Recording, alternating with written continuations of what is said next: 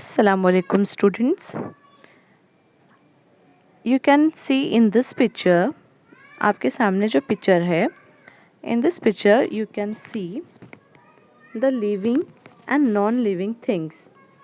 Okay, like this girl and this boy are human beings. Okay, this dog, hen and chickens, these are living things. And this ball, kite, bucket,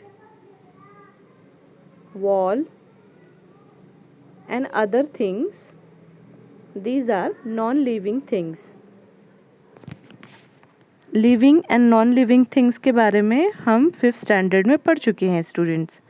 okay, तो यहाँ आपको इस picture में living and non living things नज़र आ रही हैं. अब आप मुझे बताओ, think what is this? Plants. Plants are living और non living things? Plants living thing है या नॉन लिविंग थिंग्स हैं? Yes, plants are also living things. Okay, so in our environment we have two types of things, living things and non-living things. Okay, so let's start our new lesson, the living world. In this lesson, the living world, we are going to see all about living things. हम अगले lesson में, lesson number 2 जो living world है, इसमें हम living organisms के बारे में बात करने वाले हैं. तो what we are going to see is characteristics of living things. Characteristics of living things. You have to repeat this word, characteristics of living things. Characteristics का मतलब क्या होता है? कैरेक्टरिस्टिक्स का अगर एक वर्ड में मैं बताऊं मीनिंग, तो होता है खुसूसियात. हर एक में कोई ख़ास चीज़ होती है. ओके, कुछ खास कैरेक्टरिस्टिक्स होते हैं, राइट? तो लिविंग ऑर्गेनिजम्स में भी कुछ ख़ास बातें हैं, कुछ खुसूसियात हैं उनकी. हाँ, और स्पेशली मैं आपको बोलूँ कि ये जो कैरेक्टरिस्टिक्स है ना, वो नॉन लिविंग थिंग्स में नहीं होती है. So these characteristics, whatever characteristics we will study further, are only present or found in living things. सिर्फ living things में ही ये characteristics पाए जाते हैं, non living things में नहीं. ओके, तो फर्स्ट है cellular structure. cellular structure, ठीक है. मैंने आपको छुट्टियों में एक वीडियो दिया था, भेजा था अप्रैल में, जब हम होमवर्क भेज रहे थे. उस वक्त भी मैंने आपको एक वीडियो भेजा था जिसमें लिविंग थिंग्स के कुछ कैरेक्टरिस्टिक्स हमने पढ़े थे. ठीक है, तो वो भी आपके पास अगर होगा तो वो भी ढूंढिए आप. और ये जो है अब हम पढ़ रहे हैं cellular structure. Cellular means what? Our bodies of living organisms are made up of cells.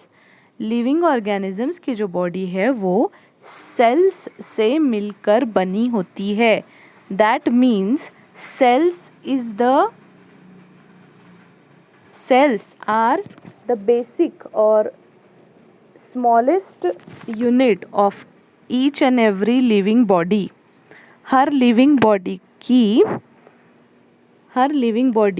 Living organism, like animals, चाहे वो एनिमल्स हों, बर्ड्स हों, ह्यूमंस हो या प्लांट्स हो, सबकी बॉडी जो है सेल्स से बनी हुई है. Cells are the smallest unit of body.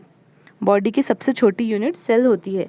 Cell से ही बॉडी का बढ़ना स्टार्ट होता है. पहले कोई भी लिविंग बॉडी एक सेल होती है, उसके बाद इस तरीके से सेल डिवाइड होते जाते हैं. Cell goes on division and then they increases and make parts of bodies. Cells बढ़ते जाते हैं जो टिश्यूज़ बन जाते हैं बाद में, और टिश्यूज़ से फिर बॉडी के पार्ट्स बनते हैं, और इस तरीके से पूरी बॉडी फॉर्म होना शुरू होती है, और पूरी बॉडी जो है सेल्स से बनती है। अब यहाँ पर एक पॉइंट आपको नोट करना है गर्ल्स, कि जो नॉन लिविंग बॉडीज़ हैं, नॉन लिविंग थिंग्स है, फॉर एग्जांपल रॉक है, आपके घर में कबर्ड है, चेयर है, राइट, या कुछ भी बॉटल्स हैं, तो आप देखोगे कि आप उनको, वो आप कई सालों से उनको देख रहे हैं वो चीज़ों को, लेकिन वो जितनी साइज़ के हैं और जैसे हैं वैसे ही हैं, उनमें कोई ग्रोथ नहीं हुई है। लेकिन आपका छोटा भाई, आप अपने आप को ऑब्ज़र्व करो, आपकी ग्रोथ हुई है ना, आप छोटे से बड़े होते जा रहे हो, हाइट बढ़ती जा रही है, right, that means you are growing. तो वो किस वजह से है? सेल डिवीजन, सेल्स डिवाइड होते जाते हैं, और आप सेल्स की वजह से, ये डिफरेंस है आप में और यानी लिविंग थिंग्स में और नॉन लिविंग थिंग्स में, कि नॉन लिविंग थिंग्स में सेल्स नहीं होते हैं, नॉन लिविंग थिंग्स में सेल्स नहीं होते हैं। Non living bodies are made up of only particles, particles do not divide, particles divide नहीं होते हैं, सेल्स डिवाइड होते हैं। तो this is cell division. Now थोड़ा हम सेल्स के बारे में हम और थोड़ा इंफॉर्मेशन देखते हैं। Unicellular organisms, here unicellular organisms means what? Some organisms, some living things like micro organisms. हाँ, माइक्रो ऑर्गेनिजम्स के बारे में भी हम 5th स्टैंडर्ड में पढ़ चुके हैं। तो जो माइक्रो ऑर्गेनिजम्स होते हैं वो एक ही सेल्स के बने होते हैं, यानी उनमें इस तरीके से सेल डिवीजन, ऐसा वाला सेल डिवीजन नहीं होता है। एक ही सेल होता है, और उनके पूरे बॉडी के प्रोसेसेस, लाइफ प्रोसेसेस उस एक ही सेल में चलते हैं। ठीक है, वो एक ही सेल रहता है और उसमें उसके लाइफ प्रोसेस चलते हैं, और फिर उसकी वैसे ही डेथ हो जाती है उस ऑर्गेनिज्म की। तो here are some examples like yeast, bacterias, protozoas, okay, and even virus. अभी जो लेटेस्ट वायरस का दौर चला है, जिसकी वजह से हम लॉकडाउन में हैं, कौन सा वायरस है? Yes, corona virus. तो कोरोना वायरस भी एक यूनिसेल्युलर ऑर्गेनिज्म है। ईस्ट कहाँ यूज़ होती है? जहाँ आप बेकरी आइटम्स, बेकरी प्रोडक्ट्स में जो पाव या लादी या ब्रेड है उसको फुलाने के लिए उसमें ईस्ट ऐड करते हैं। हाँ, ईस्ट हार्मफुल नहीं है, यूज़फुल बैक्टीरिया है, बट ज़्यादा अगर खाओगे तो वो हार्मफुल है बॉडी के लिए। बैक्टीरियाज बहुत सारे बैक्टीरियाज होते हैं। Some are good bacterias, some are bad disease causing bacterias. Protozoa, this is also, all these are unicellular organisms, यानी एक सेल ही होते हैं ये बस, इसलिए उनको यूनी यानी एक ही सेल वाले ऑर्गेनिजम्स है। While other animals and birds and other living things are multi cellular organisms. बाकी के जो भी हैं, जितने भी एनिमल, बर्ड, प्लांट, सब जो है मल्टी सेल्युलर ऑर्गेनिज्म। मल्टी मतलब बहुत सारे, जिसमें बहुत सारे सेल्स, जिसकी बॉडी बहुत सारे सेल्स से बनी हुई है, मल्टी सेल्युलर ऑर्गेनिजम्स। तो ये हो गए यहाँ पे सेल्युलर स्ट्रक्चर, आपको अच्छे से समझ में आया होगा। Now next characteristic is growth. अगला कैरेक्टरिस्टिक है ग्रोथ। ग्रोथ जैसे मैंने लिखा है उससे ही समझ में आ गया। ग्रोथ मीन्स, और हाँ, ग्रोथ भी हमने 5th स्टैंडर्ड में पढ़ा है। Growth means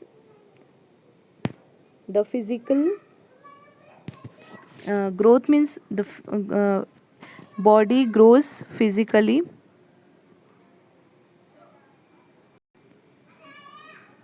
okay, what is growth? Growth is increase in height and weight, ये हमने 5th स्टैंडर्ड में पढ़ा था। increase in height and weight is called growth. a baby, man और woman, जो भी बेबी है, grows up to an adult person, कोई भी बच्चा जब पैदा होता है तो वो ग्रो होता है और एक एडल्ट पर्सन बनता है, ठीक है। और उसके बाद फिर से डिक्रीज़ होती जाती है, यानी एज जो है हमारी, हम वीक होते जाती है, बॉडी हमारी वीक होते जाती है और फिर एंड में हमारी डेथ होती है। ये हम आगे पढ़ेंगे। Growth, generally humans require 18 to 21 years for physical growth. Body की फिजिकल ग्रोथ के लिए, बॉडी की जो फिजिकल ग्रोथ है, ह्यूमन की बात हो रही है यहाँ पर, only humans, it requires 18 to 21 years for human growth. हम इंसानों की ग्रोथ जो है 18 से 21 ईयर्स के होने तक फिजिकल ग्रोथ, यानी हाइट हमारी इंक्रीज हो जाती है, हाइट और वेट, ठीक है। Now see growth in plants. Plants, जैसे मैंने आपको बताया कि plants are also living things, तो plants also show growth, okay. In this picture you can see and you can do one practical. This is given in your textbook, but अभी आपके पास text book नहीं है तो आप ये करके देख सकते हो। जिसके पास टेक्स्ट बुक है वो देख ले टेक्स्ट बुक में, जिसके पास नहीं है वो इस पिक्चर में देख ले। इस तरीके से आपको एक, अगर आपके घर में कोई प्लांट है तो उसको किसी टाई से इस तरीके से, अब जैसे भी आप टाई कर सकते हो, एक थ्रेड लेना है, धागा लेना है, उसे टाई करना है एक एंड को धागे से और दूसरा एंड किसी स्टिफ चीज़ से, या फिर अगर आपके पास धागा नहीं है, कोई स्केल है प्लास्टिक का, तो अगर वो आप सॉइल में आप वो उसको डाल दो, यानी गड़ा दो और मार्किंग करो पेन से प्लांट की हाइट को, और थोड़े दिन के बाद आप देखोगे कि वो प्लांट है आपकी स्केल पे की हुई मार्किंग से ऊपर चला गया दिखता है। तो this is a small practical to just observe the growth in plants, okay. When growth, with growth, जब growth के साथ साथ एक डेफिनेट लाइफ स्पैन हम लिविंग ऑर्गेनिजम्स की होती है। अब ये भी एक डिफरेंस है living and non living things में। Definite life span, non living things की कोई लाइफ स्पैन नहीं होती है, उनको जितने साल भी रखो वो रहते हैं, ठीक है। अगर हम उनको यूज़ करके या हम कुछ कर रहे हैं, उनको ख़त्म कर रहे हैं, तोड़ फोड़ रहे हैं, तो बात अलग है।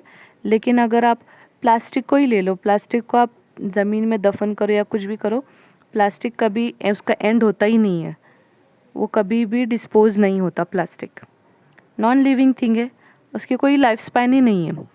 लेकिन लिविंग थिंग्स की लाइफ स्पैन होती है, यानी जैसे हम पिछले स्लाइड में हमने देखा था कि एक बेबी ग्रो होता है, एडल्ट पर्सन बनता है, और उसके बाद वो इसकी एज जैसे जैसे बढ़ती है, बॉडी वीक होते जाना स्टार्ट होती है, और एंड में बॉडी के पार्ट्स और हार्ट सब काम करना बंद कर देता है, and that is the end of the life, ज़िंदगी ख़त्म, डेथ। तो डेफिनेट ग्रोथ के साथ एक डेफिनेट लाइफ स्पैन, और लाइफ स्पैन के साथ डेथ, ये सारी जो these all are characteristics, growth, definite life span and death, these are the characteristics of living things. Now here in this chart you will see that here lifespan of some animals and birds or plants are given. Dog जो है उसका period of growth, यानी grow होने के लिए उसको 2 to 3 years it require. जैसे human को ग्रो होने के लिए 18 से 21 years लगते हैं ना हाइट और वेट बढ़ने में, वैसा डॉग्स सिर्फ 2-3 साल में एडल्ट बन जाता है, और उसकी लाइफ स्पैन होती है एवरेज, हाँ यहाँ पर एवरेज बताया गया है, इससे कम भी लाइफ स्पैन हो सकती है, इससे ज़्यादा भी हो सकती है, बट यहाँ एवरेज बताया जा रहा है 10 to 13 years तक के लिए उनकी वो ज़िंदा रहते हैं डॉग्स। अब वो भी उनकी कौन वैरायटी पर डिपेंड करता है, okay. Ostrich, this is a very huge, इसकी हाइट बहुत ज़्यादा होती है इस बर्ड की, and it's period of growth is just 18 months, 1.5 साल में इसकी ग्रोथ हो जाती है, और इसकी जो लाइफ है वो 40 to 45 ईयर्स है गर्ल्स। ओके, मैंगो ट्री की अगर हम बात करें, मैंगो ट्री या कोई भी दूसरे इस तरीके के बड़े ट्री, बनियन ट्री और पीपल ट्री, पीपल का, बरगद का, मैंगो का अगर ट्री की हम बात करें तो इनको 5 to 8 ईयर्स या उससे कुछ थोड़े ज़्यादा ईयर्स भी उनकी ग्रोथ होने में लग जाती है। बट उनका जो लाइफ स्पैन होता है ना, वो डिपेंड करता है उनकी वैरायटी पर। 100 साल, 200 साल, कई 100 सालों तक ये प्लांट, ये जो ट्रीज़ हैं ये रहते हैं। ओके, मस्क्यूटो, हाँ, अगर ट्रीज़ को हम कट कर रहे तो वो उनकी लाइफ एंड हो जाती है वहाँ पे। बट अगर वो अपनी जगह पर ही है तो कई साल तक ये ट्रीज़ या प्लांट्स रहते हैं। मस्क्यूटो का बहुत ही कम पीरियड ऑफ ग्रोथ होता है, 24 to 48 आवर्स। 1 दिन से 2 दिन में वो पूरा मतलब लार्वा से पूरा अडल्ट मच्छर बन जाता है, मस्क्यूटो बन जाता है, और 4 दिन तक ज़िंदा रहता है। अगर उसे मारा ना जाए तो वो नेचुरली 4 डेज़ तक या 1 महीने तक भी ज़िंदा रह सकता है। 4 डेज़ से 1 मंथ उसकी लाइफ पीरियड होता है। तो इस चार्ट से आपको समझ में आएगा कि every living organism have different life span. सबका लाइफ स्पैन इक्वल नहीं होता है, एक जैसा नहीं होता है, सबके लाइफ स्पैन्स अलग अलग होते हैं, किसी के सेम भी हो सकते हैं। अच्छा, यहाँ पर एक फैक्ट आपको बताती हूँ। The life span of giant turtle found on Galapagos island in south America is about 170 years. ये जो जायंट यानी बहुत बड़ा टर्टल होता है अफ्रीका में, साउथ अमेरिका में ये मिलता है, इसकी जो लाइफ होती है 170 ईयर्स तक ये ज़िंदा रह सकता है।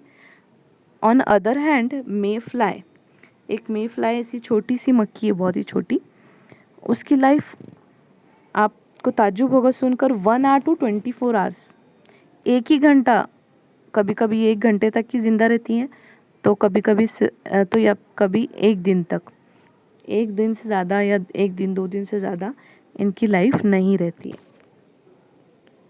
Now next characteristic is, I hope कि ये 3 कैरेक्टरिस्टिक जो एक दूसरे से रिलेवेंट ही हैं, ग्रोथ जो मैंने अभी पढ़ा, सेल्यूलर स्ट्रक्चर, बॉडी सेल से बनी है, उसके बाद में हमने देखा ग्रोथ होती है, ग्रोथ के बाद डेफिनेट लाइफ स्पैन होता है, और डेथ मैंने लिखा नहीं यहाँ पर, but death is also one characteristic of living things. तो यहाँ पर 4 कैरेक्टरिस्टिक्स हमने पढ़ लिए। Now next is responsiveness to stimuli, and movement. Okay, first we will see what is responsiveness. movement भी उसी से अटैच है। रिस्पॉन्स हम कर रहे हैं मतलब हम मूवमेंट कर रहे हैं, मूवमेंट यानी हरकत, ये तो बहुत सा सिंपल सा वर्ड है, हरकत करना, हिलना डुलना, ये सिर्फ हम लिविंग ऑर्गेनिजम्स का ही कैरेक्टरिस्टिक है। अब आप बोलोगे कि मिस पेपर भी तो उड़ते हैं, वो भी तो मूवमेंट करते हैं, तो वो तो नॉन लिविंग है, तो लेकिन वो हवा या किसी चीज़ की वजह से फोर्स अप्लाई होता है उन पर, तब वो मूवमेंट करते हैं। नेचुरली खुद से मूवमेंट नहीं करते, नेचुरली खुद से जो मूवमेंट है वो सिर्फ लिविंग ऑर्गेनिजम्स में ही है। और रिस्पॉन्स करना, कोई भी स्टिमुलाई का मतलब यहाँ पे आगे हम देखेंगे इसमें, stimulus and response. For example suppose ये जो वर्म है, ये जो कीड़ा है, ये इंसेक्ट, ये रेनी सीज़न में आता है, अभी जो सीज़न चल रहा है इसमें आप बहुत देखोगे ये वाले, आप इनको फिंगर से टच करो या सिर्फ टच भी करोगे तो it will in a second it will take this circular shape, ऐसा गोल राउंड शेप का हो जाता है सेकेंड के अंदर, 1 सेकेंड में। तो जो हमने उसको टच किया वो था स्टिमुलस, यानी हमने उसको स्टिमुलस किया, यानी हमने एक एक्शन दिया, उसका रिएक्शन इसने इस तरीके से दिया, इस रिएक्शन को बोलते हैं रिस्पॉन्स। ठीक है, जो एक्शन का रिएक्शन होता है, तो स्टिमुलस एंड रिस्पॉन्स। आप भी सोचिए कि ऐसे और कौन कौन से एग्जाम्पल्स हैं जिसमें हमारे साथ कोई एक्शन होता है, कोई स्टिमुलस हमारी तरफ आता है, तो हम उसका रिस्पॉन्स किस तरीके से देते हैं। देखो एक है यहाँ पे one more example, See a hot pan. Okay, if you by mistake touch the hot pan, तो that hot pan becomes stimulus to us. ये hot pan हमारे लिए stimulus बन जाता है. And for that stimulus एक single word है, stimulus बोलते हैं. Stimuli किसे बोलेंगे? उसका प्लूरल फॉर्म है. वाहिद जमा पढ़े ना आपने? हाँ, तो stimulus वाहिद है, तो ये जमा. ठीक है. और उसका रिस्पॉन्स हम फ़ौरन हाथ निकाल लेते हैं. जब हम किसी गर्म पैन पर हाथ रखते तो फ़ौरन हम हाथ निकाल भी लेते हैं और हमारे मुंह से आवाज़ भी निकलती है. तो ये हो गया रिस्पॉन्स, क्विक रिस्पॉन्स. ऐसे और कौन कौन से स्टिमुलस आप जिसका रिस्पॉन्स एकदम क्विकली देते हो, या आपने सोचना है इसके examples. Okay, like animals, plants also response to various stimuli. Animals की ही तरह प्लांट्स भी जो है वो स्टिमुलाई का रिस्पॉन्स देते हैं. In this video, short video, you will see this is a mimosa plant. यहाँ पे लिखा हुआ है देखो, this is a mimosa plant girls. Mimosa plant यानी छुई मुई जिसे उर्दू में बोलते हैं. इसको टच करते ही इसके लीव्स खुद ब खुद इस तरीके से क्लोज होने स्टार्ट हो जाते हैं. तो this is example of, best example of responsiveness. Okay, now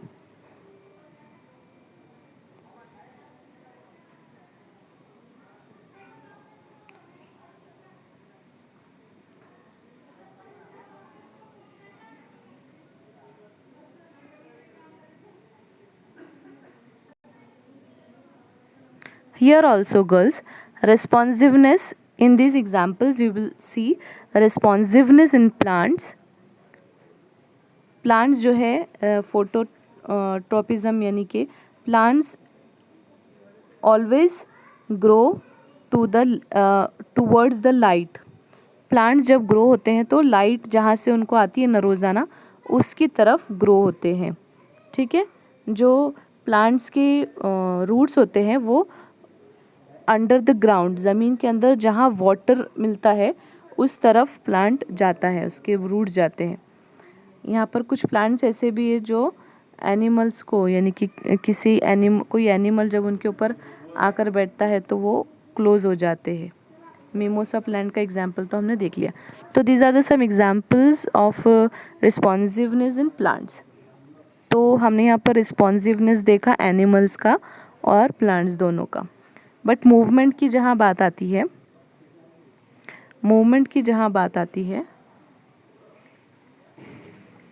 movement, plants do not move from one place to another. It can move on its place only. अपने ही प्लेस पर ये मूव कर सकते हैं, but it can not leave its place like us. हम humans की तरह plants एक जगह छोड़कर दूसरी जगह नहीं जा सकते, क्योंकि they do not have the organs of locomotion like we have hands and legs. जैसे हमारे पास पैर हैं, लेग्स हैं, लोकोमोशन एक जगह से दूसरी जगह जाने के लिए, तो वो ऑर्गन्स इनके पास नहीं है बस. बट रिस्पॉन्स ये भी करते हैं प्लांट्स और मूवमेंट भी दिखाते हैं. ये मूवमेंट ही हो गया ना, ये हरकत ही हुई ना. प्लांट का लाइट की तरफ अट्रैक्ट होना, रूट्स का ग्रो होना, इस तरीके से ये मूवमेंट भी है. बट सिर्फ एक जगह छोड़कर दूसरी जगह नहीं जा सकते, इतना ही डिफरेंस है प्लांट्स में और animals. Now food is necessary for growth. Food is necessary for growth का मतलब क्या है? फूड यानी ग़िज़ा नेसेसरी ज़रूरी है फॉर ग्रोथ, बॉडी की ग्रोथ के लिए. ये तो आपने पिछली क्लास में भी पढ़ा है कि फूड ज़रूरी होता है बढ़ने के लिए. लेकिन जो प्लांट्स हैं वो अपना फूड खुद ही प्रिपेयर करते हैं. Like this, plants take sunlight, oxygen, plants take sunlight, carbon dioxide and water from the ground, and they make their own food and give out oxygen in the air. 2 minute के लिए देख लो ये short video. तो like this plants make their own food, okay. And then we मतलब इंसान और humans, animals use this plant as a food. फिर बाद में इंसान, फिर बाद में दूसरे लिविंग ऑर्गेनिजम्स जो है प्लांट्स पर डिपेंड करते हैं फूड के लिए। हमने फूड चेन पढ़ा था 5th स्टैंडर्ड में, याद होगा आपको। प्लांट्स आर द बेस और ऑफ एवरी फूड चेन, है ना। प्लांट हर फूड चेन का बेस है। स्टार्ट कोई भी फूड चेन प्लांट से ही स्टार्ट होती है ना, क्योंकि सब प्लांट को खाते हैं, एनिमल्स और सब। और प्लांट जो है वो किसी को नहीं खाता, वो अपना फूड खुद प्रिपेयर करता है। It's called autotrophic. Now here will see intake of food by animals. Food, कुछ एनिमल्स जो है अपना फूड कैसे लेते हैं। प्लांट तो अपना फूड खुद प्रिपेयर करते ही हमने देखा, लेकिन जो एनिमल्स हैं वो उनके अलग अलग modes of, there are different ways and modes to take food. The intake of food and the resultant growth is an important characteristic of living things. Animal like tiger and other carnivorous animals, जो दूसरे carnivorous जो दूसरे animal को खाने वाले animals हैं, वो directly इस तरीके से शिकार करते हैं प्री का, यानी अपने शिकार का। और बर्ड्स, इस तरीके के जो बर्ड्स हैं, कुछ बर्ड्स दूसरे एनिमल्स खाते हैं, तो कुछ बर्ड्स ग्रेन्स वगैरह जो है वो खाते हैं। और हॉर्स वगैरह, जिसको हर्बीवोरस एनिमल बोलते हैं, हर्बीवोरस एनिमल्स जो है वो ग्रास खाते हैं अपने माउथ से। नाउ नेक्स्ट कैरेक्टरिस्टिक इज, अब तक कितने हो गए? सेल्यूलर स्ट्रक्चर देखा हमने। Then we see what is growth. Growth के साथ साथ डेफिनेट लाइफ स्पैन होती है, लाइफ स्पैन और डेथ। लाइफ स्पैन, लाइफ ख़त्म होने के बाद डेथ। और उसी के साथ में हमने देखा कि ग्रोथ के लिए फूड जो है वो नेसेसरी है। तो ये फूड का लेना, ये फूड लेकर ग्रोथ होना, ये सारे कैरेक्टरिस्टिक सिर्फ और सिर्फ लिविंग ऑर्गेनिजम्स शो करते हैं, दिखाते हैं, उनमें ही होता है। नॉन लिविंग ऑर्गेनिजम्स को ना फूड की ज़रूरत है, ना उनमें ग्रोथ होती है, ना उनका कोई डेफिनेट लाइफ स्पैन है, ना ही उनकी डेथ होती है, क्योंकि उनकी बॉडी सेल से नहीं बनी होती, पार्टिकल से बनी होती है। इतना तो आपको समझ में आया। Now next characteristic is respiration. Human, we all the living organisms take in oxygen and take out carbon dioxide like this. Take in oxygen and take out carbon dioxide.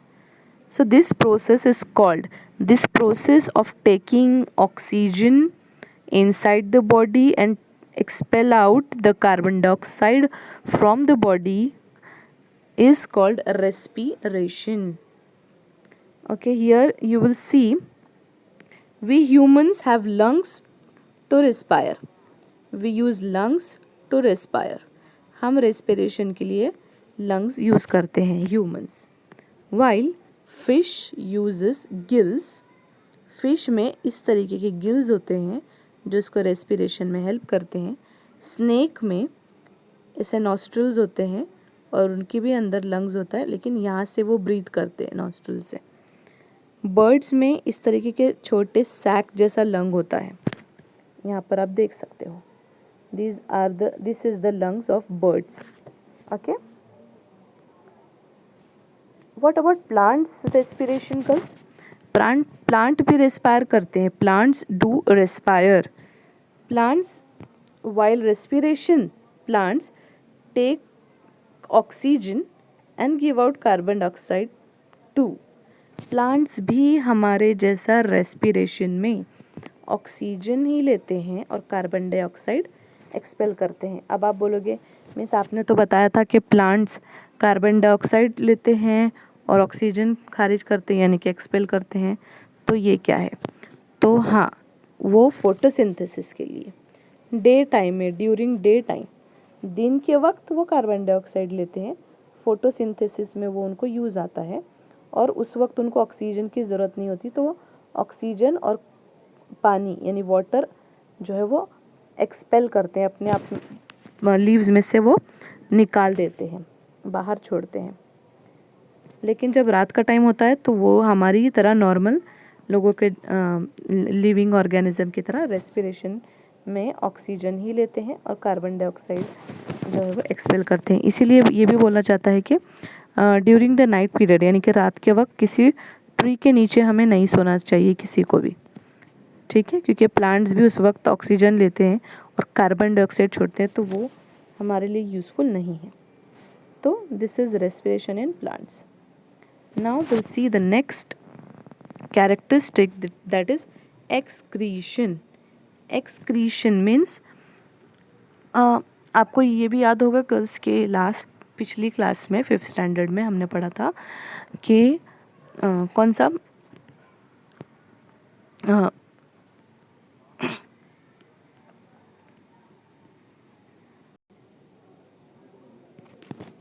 Excretion girls हमने 5th standard में पढ़ा था digestive system. Digestive system में हमने ये भी पढ़ा था कि जब डाइजेशन का प्रोसेस होता है during that time body makes और expel out some unused material by the body का वेस्ट या अनयूज्ड जो मटेरियल होता है जो डाइजेशन के प्रोसेस में बच जाता है वो बॉडी को जिसकी उसकी ज़रूरत नहीं होती वो एक्सपेल कर देता है, बॉडी से बाहर खारिज कर देता है। तो टॉयलेट के फॉर्म में या स्टूल फॉर्मेशन होता है, तो स्टूल और टॉयलेट जो हम कहते हैं जिसको यूरिन, तो यूरिन के फॉर्म में या स्टूल फॉर्म में हमारी body unnecessary unwanted waste material को बॉडी से एक्सपेल करती है। और इसी के साथ साथ बॉडी में स्वेटिंग यानी पसीना भी जाता है। जब हम बहुत ज़्यादा एक्सरसाइज या एक्सर्शन करते हैं तभी बॉडी से ब्लड से जो है वेस्ट मटेरियल लिक्विड फॉर्म में हमारी बॉडी से एक्सपेल होता है। हमारे बॉडी में जो पोर्स होते हैं, जहाँ पोर्स यानी छोटे छोटे सुराख, बहुत माइन्यूट पोर्स से एक्सक्रीशन होता है। स्वेट यानी पसीना या फिर यूरिन या स्टूल फॉर्म में एक्सक्रीशन होता है। अब एनिमल्स की तरह प्लांट्स में भी एक्सक्रीशन होता है। प्लांट्स में कैसे एक्सक्रीशन होता है? तो in the form of rubber is excretion of that plant. Gum जो गोंद कई चीज़ों में, स्वीट में और ऐसे ही हेल्दी फूड में यूज़ होता है गम।